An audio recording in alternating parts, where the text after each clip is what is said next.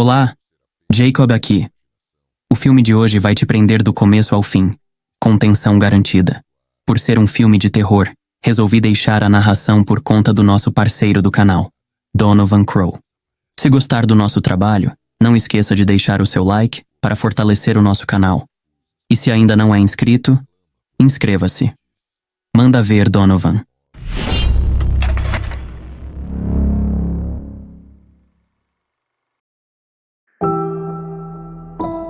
Essa história começa na vasta e gelada paisagem de Minnesota, em 1880. Um homem descansa tentando se aquecer à beira de uma fogueira. De repente, um ruído o desperta. Pensando ser apenas a sua imaginação, ele tenta voltar a dormir.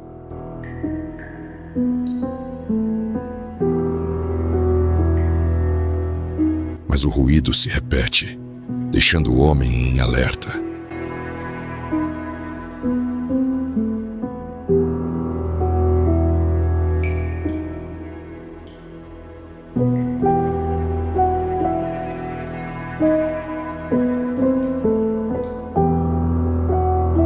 Uma terceira vez, o homem ouve o ruído e se levanta sacando sua arma, imaginando quem estaria ali. Talvez um assaltante de viajantes desavisados, mas o som, um assovio sombrio, cessou mais uma vez. Aquele som o perturbara, mas poderia ser apenas fruto de sua mente cansada. Ele sentou pensativo, perdido, confuso nos pensamentos sobre o assovio que acabara de ouvir. Será que era só fruto da sua imaginação? Ou será que...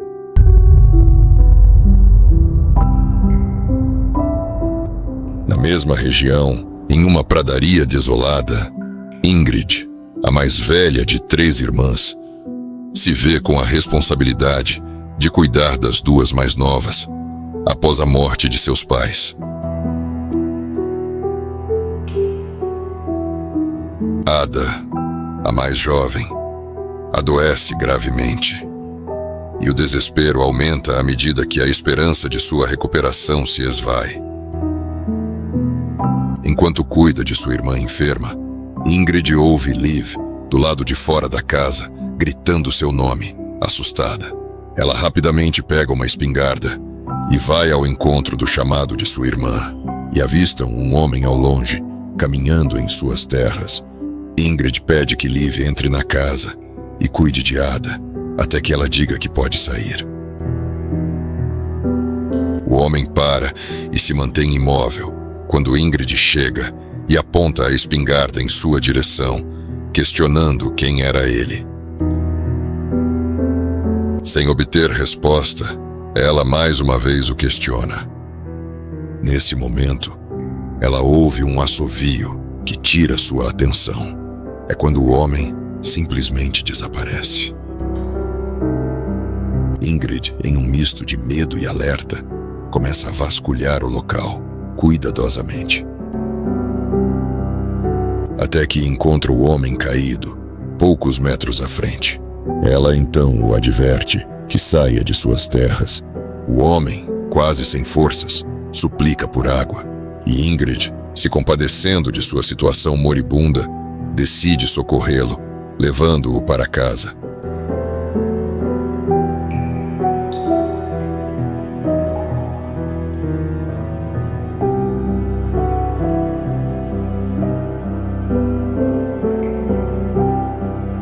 Ela o adverte mais uma vez para que não tente nada, pois ela não hesitará em atirar, e manda que ele a espere do lado de fora, enquanto busca a água. Ingrid volta junto com Liv, trazendo a água.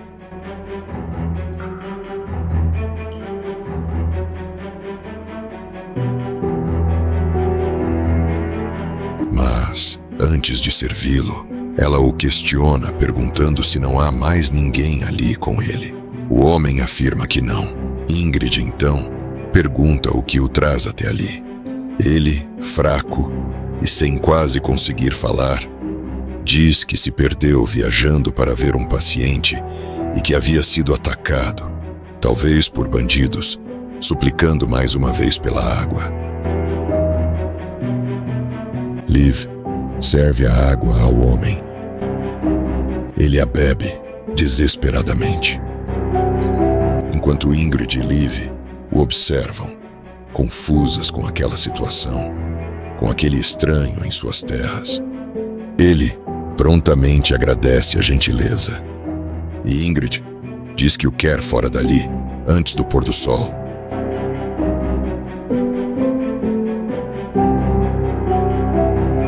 O homem devolve o jarro de água para Liv, que o observa preocupada com a presença daquele estranho.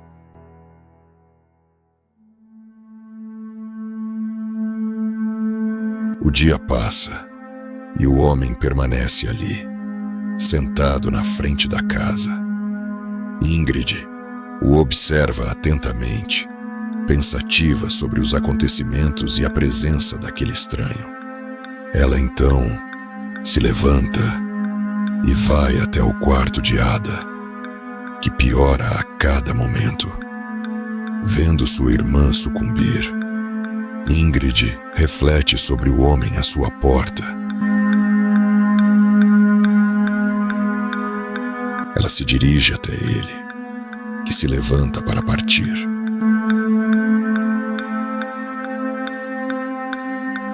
Ela pede que ele espere e pergunta se ele é mesmo médico. Ele confirma, e ela pergunta que tipo de médico ele é. O homem diz que é do tipo viajante. Ingrid pede que ele se explique melhor, e ele, por sua vez, explica que vai de um necessitado a outro, que ajuda os aleijados, os doentes e até os bêbados ocasionais. Liv comenta algo para Ingrid em seu idioma, e o homem pergunta que língua é aquela. Ingrid explica que é norueguês e que sua irmã não fala inglês. Liv faz outro comentário, e o homem a encara sorrindo maliciosamente. Ingrid diz que sua outra irmã está doente, e o homem pergunta se ela deseja que ele dê uma olhada nela, mas ela diz que não pode pagar. Mas ele insiste, dizendo que se sente obrigado a ajudar, por ela tê-lo socorrido. Ela hesita olhando para Liv, que a encara fazendo menção para que não o deixe entrar. Após mais um breve momento, ela o convida a entrar. O homem entra calmamente na casa, enquanto Liv o observa apreensiva. Ele a olha e sorri ligeiramente.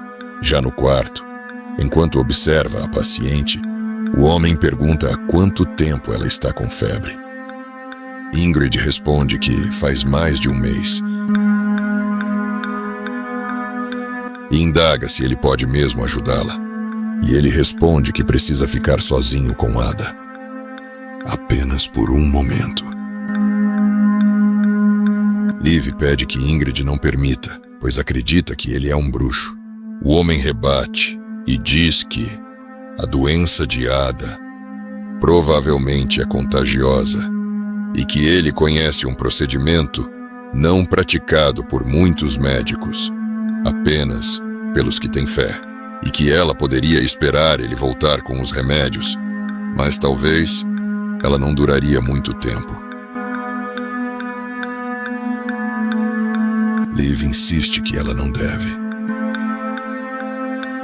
Ingrid pergunta se ele vai fazer com que Ada levante novamente, e o homem afirma que sim. Liv mais uma vez insiste que Ingrid não permita, mas ela a leva para fora do quarto, deixando o homem sozinho com sua irmã enferma.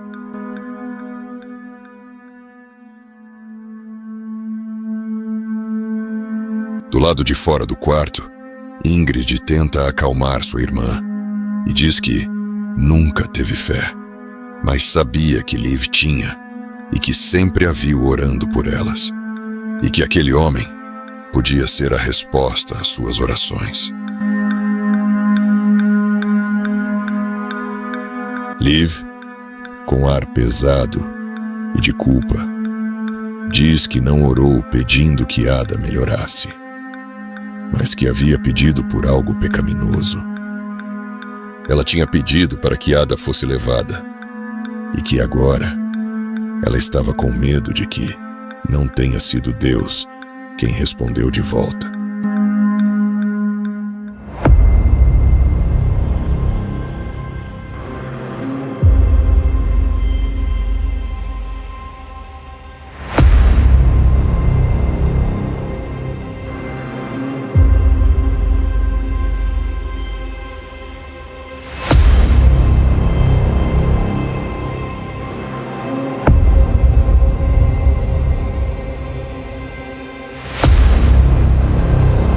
Ingrid pega a espingarda e corre em direção ao quarto de Ada e grita por ela.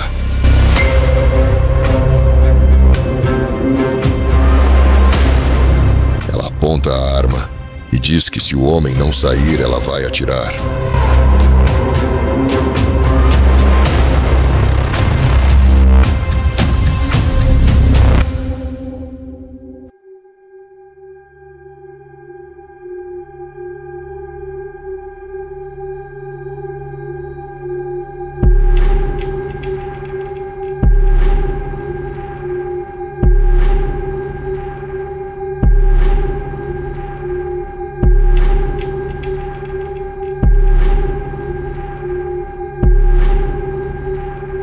Ao entrar no quarto, Ingrid se depara com Ada em pé. Ada, confusa, pergunta o que aconteceu. E Ingrid se emociona vendo sua irmã bem e aparentemente curada. Ela pergunta a Ada para onde o homem foi, mas Ada parece não entender o que sua irmã está dizendo. Ingrid percebe que o homem fugiu pela janela e leva a Ada para fora do quarto. Liv, apreensiva e assustada, pergunta o que aconteceu. Ingrid pede a Liv que fique ali e cuide de Ada e diz que não vai demorar.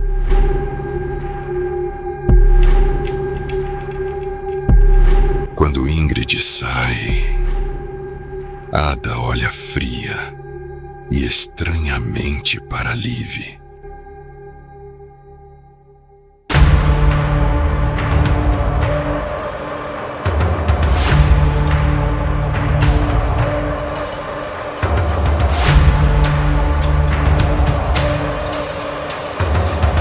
Do lado de fora da casa, Ingrid procura pelo paradeiro daquele homem estranho. Ela caminha pela noite escura, pronta para disparar a espingarda ao primeiro sinal de movimento, até que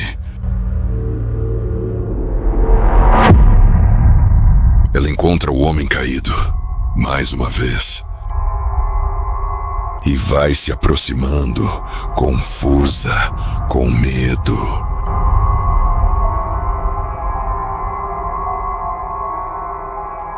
Mas ele, com dificuldade, levanta a cabeça e pergunta: quem é ela? Parecendo não reconhecê-la. Ingrid, então, se aproxima mais um pouco, sem saber ao certo o que fazer. O homem, com dificuldade, tenta se levantar e, se contorcendo de dor, clama por ajuda e diz. Ele se move, e assim que ele diz isso, o lampião explode, incendiando o homem, que se debate com o corpo em chamas, enquanto Ingrid, em pânico, foge desesperada.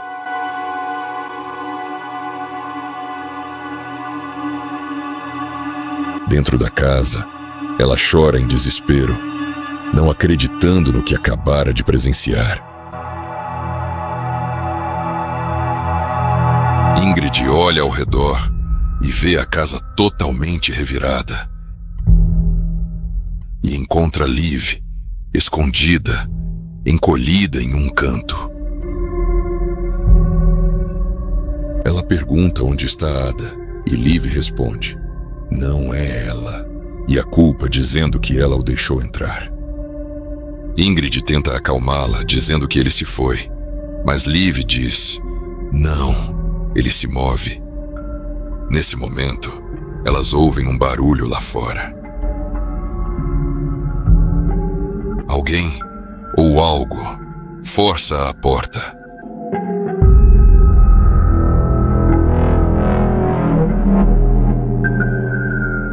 Ingrid vai até a janela e chama por Ada e decide abrir a porta.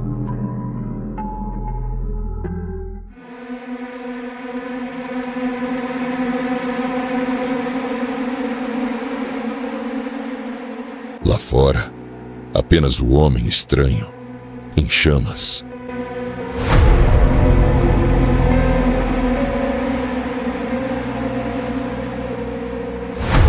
Ingrid vê Ada apontando a espingarda para Liv. Ela pede que Ada entregue a arma, mas ela se recusa.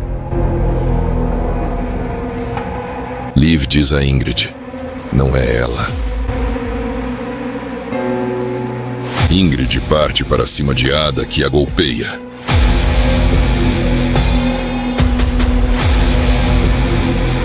Ada, confusa, parece ouvir algo e diz: você ouve isso? Um silêncio mórbido e apavorante se faz entre as irmãs por um momento. Até que...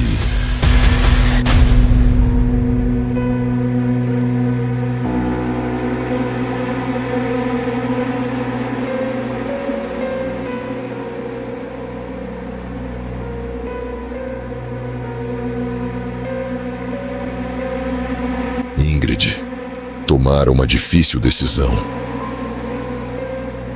Precisou matar uma irmã para salvar a outra.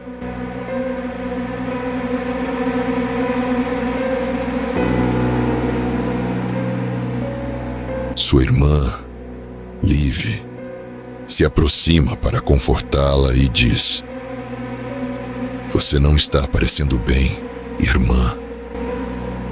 As palavras de Liv soariam normais naquela situação, se não fosse por um pequeno detalhe. Ela não falou em norueguês.